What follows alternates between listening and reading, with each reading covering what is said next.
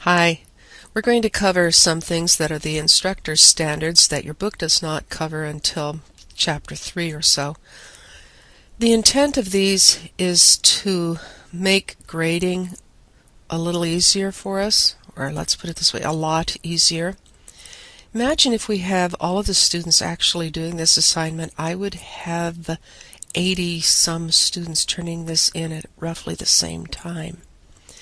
We typically just highlight all of the files in Windows without ever opening them and say print. Well, last semester I had about 18 that came back without any name. Consequently, this semester, if yours comes back with no name on it, we'll just give you a 0 for it, and you can redo it. But we'd appreciate it if you learn how to get your name on it right away. Save paper, time, etc. Along the way, you'll have enough fun to experiment with things. Okay, I'm going to do a print preview. I would like to point out that on my toolbar, I've got this extra tool, print preview. You probably don't, but here's how you could get it if you want to. The Customize Quick Access toolbar allows you to select which items should be up there on the top part of your window. If you're sorting all the time, might as well put it up there. If you need to check your spelling all of the time, put it up there.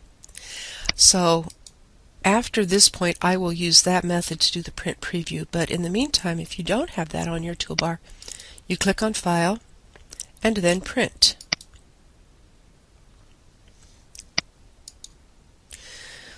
Hopefully you spot something a little alarming right now. If you take a look down here at the bottom, it says we're seeing page 1 of 2. And there's no name on it anywhere. So if I click over on the side, I can see that quite a bit of it is on the second page. Well, let's go back to our main file area and fix some of these things. The most obvious thing is that I could turn it to landscape. And yes, under page layout, we can do that. And now if I do a print preview,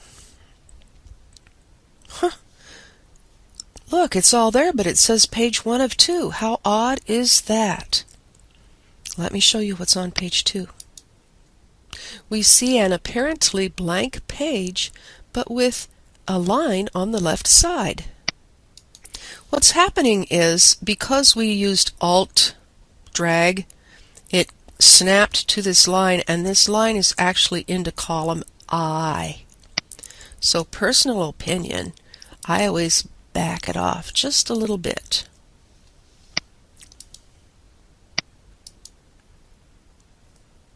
And now it says it fits on 1 of 1.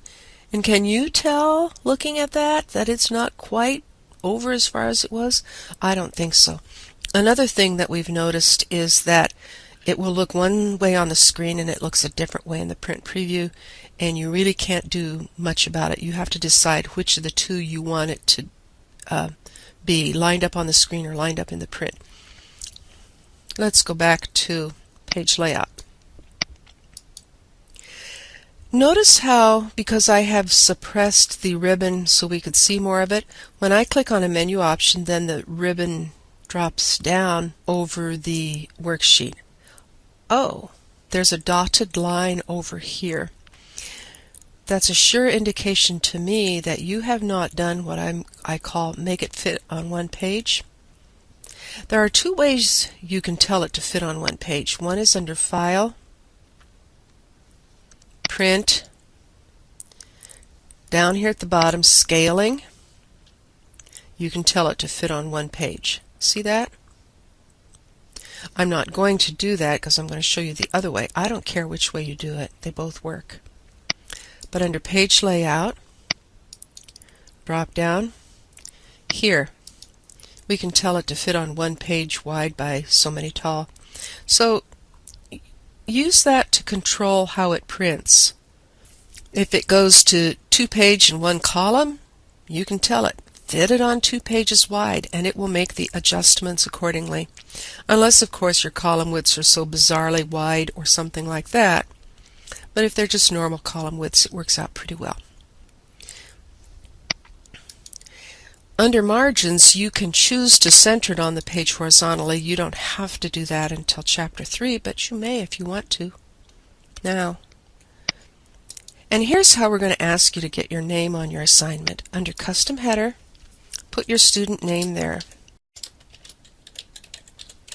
Then your class ID.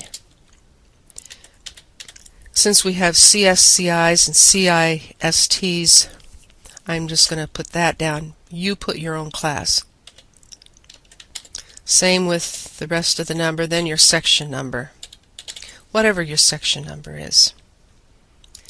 In the right section, we're going to ask you to insert the date, which is on the toolbar here. A couple of spaces, and then the time. Notice that the dotted line is still there. Call your attention up here. You can see the preview of your header. There's today's date and time. And then I can click OK, and the dotted line will go away. Bingo, there it is. Print preview. That looks pretty good, doesn't it? Back to the file. One thing that you will be able to do is put a header on a chart for extra credit in an exam. Sometimes you want to just print the chart, and it's nice to have some identification on it. See if I go into print preview here, nothing. So we'll go to page layout, and it's just the same way.